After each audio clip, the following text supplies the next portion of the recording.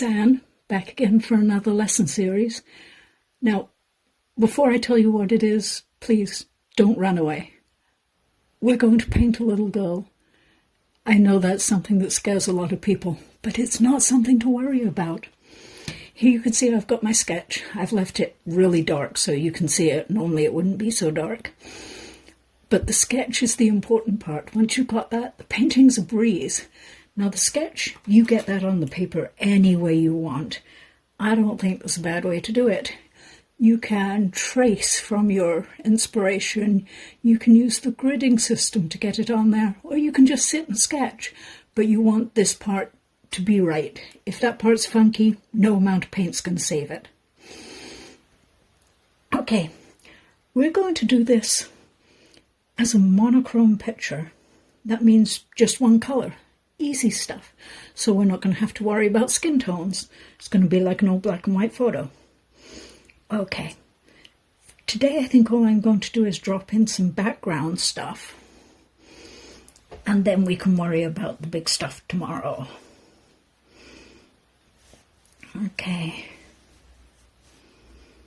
This is a sort of Payne's grey, which is grey with a hint of blue in it.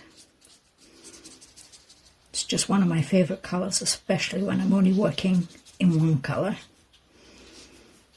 I want to keep whatever I do back here fairly light so that all the focus when we get to that part will be on our little girl.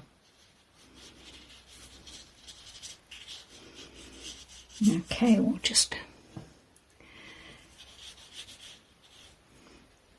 I don't really know what's in the background here, and it doesn't really matter. What matters is the amount of interest she's got in what's on the other side of that fence. She's just hanging on that gate to peer through.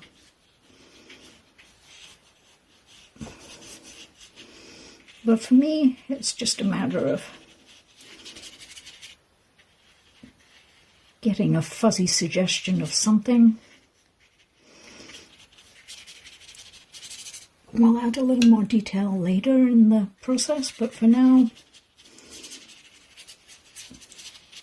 it's just a hint of a background so that I'm not trying to work this close to her once she's in there and painted in. I'm going to go even lighter on the top half of this. She said putting on a big glob of paint. And just moving it around with a lot of water. I could quite definitely have used a bigger brush, but this is my favourite brush, so it happened to be the one I grabbed. You can see I'm not being too precious about how I go in here.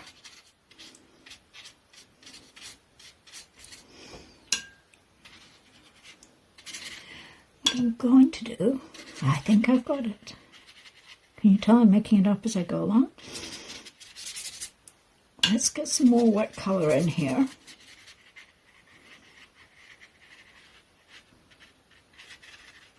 I don't think it matters if I go over her hair right there.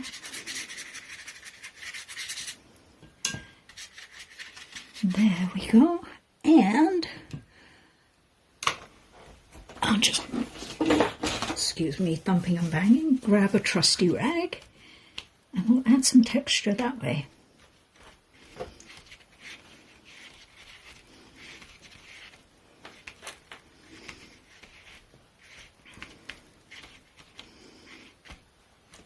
And there, I think we have our background done. I think I got to smooth out whatever that horizon line is I put in there. Not so happy with that. Maybe it's the street. Anyway, that will do for today. Tomorrow we'll come back and we can get a little further with this. See, so far easy. The whole thing's going to be easy. Bye for now.